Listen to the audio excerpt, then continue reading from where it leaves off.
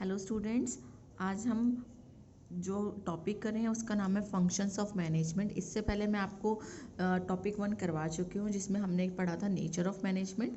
आज हम functions of management में पढ़ रहे हैं और वही हम ऑब्जेक्टिव टाइप क्वेश्चन करेंगे 1 मार्क के।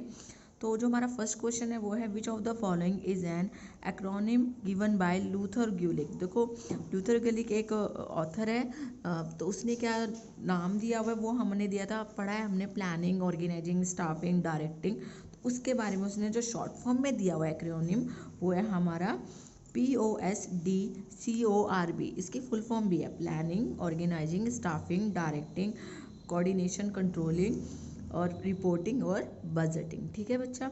उसके बाद सेकंड क्वेश्चन है हमारा in the acronym POSDCORB the letter S and D respectively stand for. तो S यानी स्टाफिंग और D for directing. Third question देखो, which of the following function of management determine the future course of action. तो future की बात हम किस में करते हैं? फ्यूचर की हम बात करते हैं प्लानिंग में। तो आंसर क्या हो जाएगा हमारा? प्लानिंग। अब फोर्थ देखो, which of the following is a step involve in organising, identification and division of work, classification of activities under departmentalisation, delegation of authority या ऑल ऑफ दिस। तो इसका आंसर आएगा ऑल ऑफ दिस, क्योंकि हम organising में सारे ही steps करते हैं। उसके बाद है which function of the management is concern with the appointment of suitable person. देखो वर्ड क्या है? Suitable person on various functional post in the organisation. तो जब हम अपॉइंटमेंट की बात करते हैं तो अपॉइंटमेंट किस में करते हैं हम? स्टाफिंग में। तो आंसर क्या आ जाएगा हमारा? स्टाफिंग। उसके बाद लिखा है which function of management initiate action through orders and direction. तो देखो बेटा, जब हम ऑर्डर और डायरेक्शन की बात करते हैं तो ये हम किस में करते हैं? डायरेक्टिंग में। उसके बाद विच of the following is an element of directing. Directing में हम क्या करते हैं? डायरेक्टिंग में लीडरशिप भी होती है, मोटिवेट भी करते हैं एम्प्लॉयज़ को, कम्युनिकेट भी करते हैं। तो आंसर आ जाएगा ऑल ऑफ दिस। उसके बाद है eighth question, which function is regarded as essence of management. तो जब मैनेजमेंट के एसेंस की बात करते हैं तो वो है हमारा कोऑर्डिनेशन। कोऑर्डिनेशन को एसेंस ऑफ मैनेजमेंट कहा जाता है। फिर उसके बाद है ninth question, which is the process that integrate the activities of various department. तो इंटीग्रेशन की बात आ रही है तो इंटीग्रेशन कब इसमें करते हैं हम? कोऑर्डिनेशन में, क्योंकि कोऑर्डिनेशन में हमने पढ़ा है कि तालमेल बना के रखते हैं, लिंक एंड हार्मनी होता है अलग अलग डिपार्टमेंट्स में। तो इसलिए इसका आंसर क्या आ जाएगा? कोऑर्डिनेशन। उसके बाद लिखा है the process of regulating the working of the organisation for achieving the organisational objective. तो जब हम रेगुलेट करने की बात करते हैं तो वो किससे रिलेटेड हो जाता है? कंट्रोलिंग से। उसके बाद क्वेश्चन है under the controlling function of the management क्या करते हैं हम कंट्रोलिंग में? Corrective action is taken as per needs and circumstance. Yes. The approach of the management is forward looking और फ्यूचरिस्टिक। यस। कंट्रोलिंग में ये दोनों ही चीज़ें होती हैं, इसलिए आंसर आ जाएगा बोथ ए एंड बी। उसके बाद ट्वेल्थ क्वेश्चन देखो, which one of the following is not a function of management. Management का कौन सा फंक्शन नहीं है? स्टाफिंग है, कंट्रोलिंग है, प्लानिंग भी है, बट कॉपरेटिंग नहीं है। कॉपरेटिंग क्या होता है? जब हम विलिंगली किसी चीज़ के लिए रेडी हो जाते हैं किसी को सपोर्ट करने के लिए, वो होता है हमारा कॉपरेशन। तो ये हमारा फंक्शन नहीं है, ये अंडर आता है किसके? कोऑर्डिनेशन के। देन 13 है हमारा, which of the following is not a function feature of function of management. तो देखो कौन सा फीचर नहीं है? The function of management are interrelated and interdependent. Yes, ये तो है हमारा feature. It is essential to perform all these function for the management of an organisation. ये भी है कि हमें सारे फंक्शंस की नीड होती है जब भी हम कुछ काम करते हैं। The functions of management are not perform regularly और विद कंटिन्यूटी। ये नहीं है बेटा, क्योंकि जब भी हम फंक्शंस ऑफ मैनेजमेंट करते हैं तो उसमें हमने पढ़ा है कंटिन्यूटी के बारे में, पढ़ा है कि हम वो रेगुलर करते हैं। तो जो आंसर हमारा सी है वो हो जाएगा। अब टॉपिक 3 है हमारा प्रिंसिपल्स ऑफ मैनेजमेंट, जिसमें हम बताएंगे कि मैनेजमेंट के प्रिंसिपल कौन कौन से हैं और उनके क्या क्या फीचर है। तो फर्स्ट लिखा है हमारा, how are the principles of management derive और डेवलप। कैसे डेवलप हुए हैं ये? Through knowledge and experience of manager. Yes. Through special experiment by the management and scholars. Yes, उन्होंने ट्राई कर करके देखा है और उसके बाद प्रिंसिपल्स बनाए हैं। तो आंसर आ जाएगा बोथ ए एंड बी। उसके बाद सेकेंड क्वेश्चन है, principles of management are universal in nature. Universal मतलब हर जगह एप्लीकेबल है। क्यों? क्योंकि these are followed by every person, no. These are applicable in every organisation और ग्रुप बेस्ड एक्टिविटी, यस।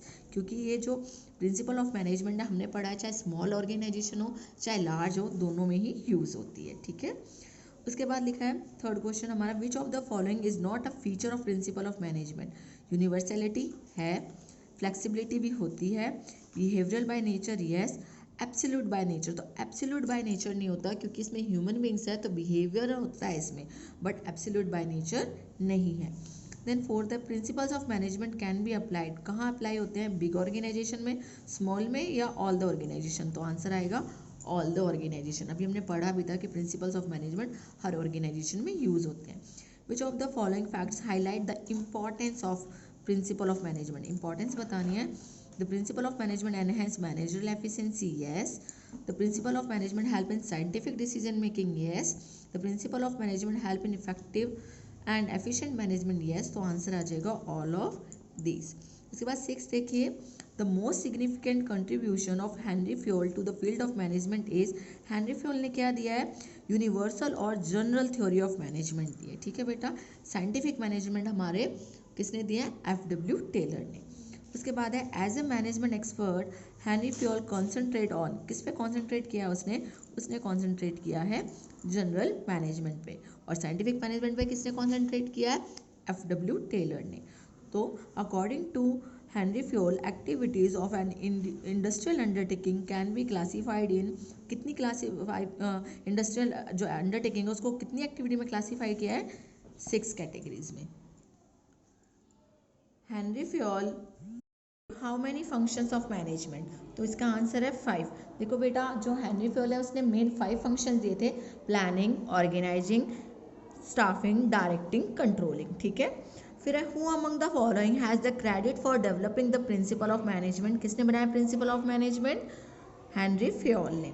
फिर है Henri Fayol is known as father of principles of management, ठीक है बेटा।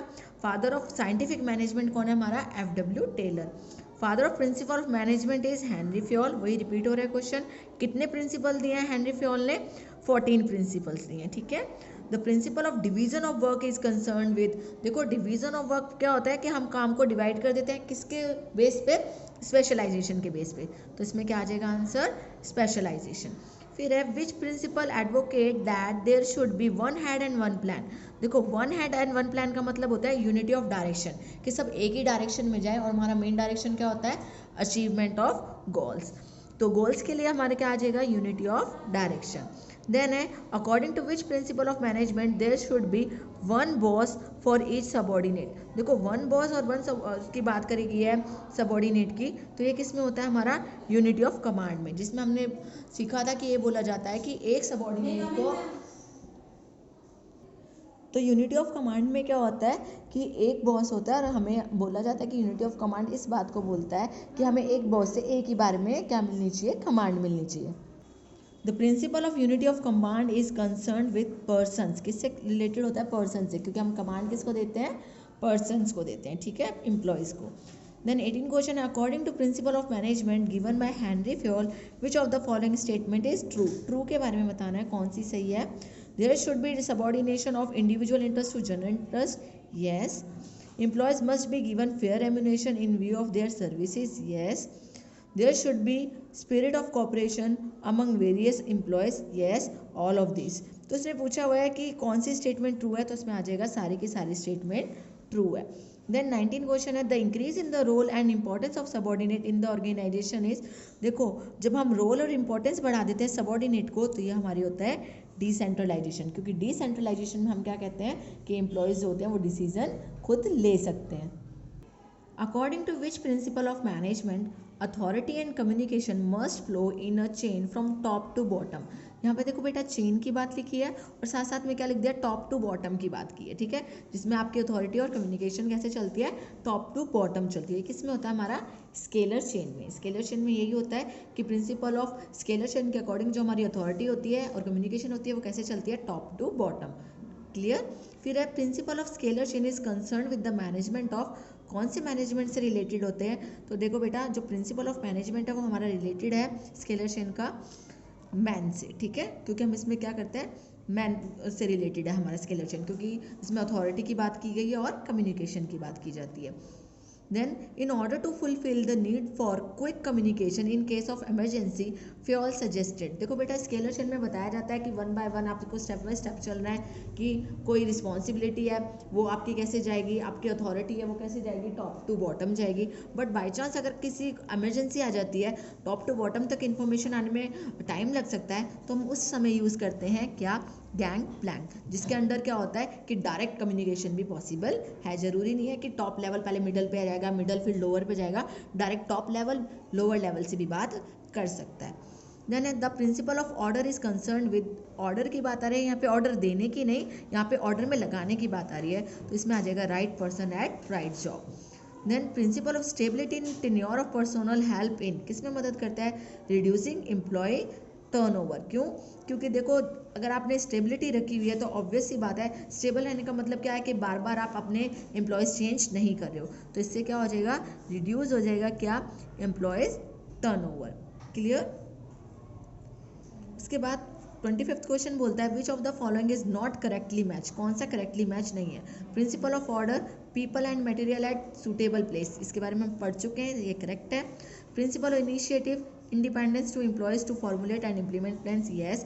इनिशिएटिव यही बताता है कि जो एम्प्लॉयज़ है वो फॉर्मुलेट भी कर सकते हैं और इम्प्लीमेंट भी कर सकते हैं क्या, प्लान्स, ठीक है, तो ये भी करेक्ट है। फिर है प्रिंसिपल ऑफ इक्विटी, मतलब equal remuneration to all employees, ये नहीं होता बेटा। प्रिंसिपल ऑफ इक्विटी कहता है कि उनकी सर्विस के अकॉर्डिंग उनको सैलरी देनी है, फेयर रेम्यूनरेशन देनी है, ठीक है, बट इक्वल रेम्यूनरेशन नहीं। अब ऐसा थोड़ी नहीं हो सकता कि टॉप लेवल पे बैठने वाले पर्सन को लोअर लेवल वाले पर्सन जितनी सैलरी मिले, नहीं, तो ये हमारा गलत है। फिर है इसमें principle of spirit the crops में बोलता है कि कॉपरेशन अमंग डिफरेंट एम्प्लॉयज़, तो क्या होना चाहिए, स्पिरिट द क्रॉप्स में यही बोला जाता है कि आपस में एम्प्लॉयज़ में क्या होना चाहिए, कॉपरेशन होना चाहिए। उसके बाद 26 में देखिए, Fayol classified all dash activity into 6 groups, तो किसको उसने 6 ग्रुप्स में डिवाइड किया है, वो है हमारी इंडस्ट्रियल एक्टिविटीज़। तो आज के इस लेक्चर में हमने 3 कंप्लीट कर चुके हैं टॉपिक। पहले हमने किया था नेचर ऑफ मैनेजमेंट, फिर किया है प्रिंसिपल्स ऑफ मैनेजमेंट, फिर फंक्शंस ऑफ मैनेजमेंट। तो आई होप कि आपको ये वीडियो समझ में आए और आप इससे अच्छे से समझ के अपने एग्ज़ाम के लिए प्रिपेयर कर पाएँ। Thank you students.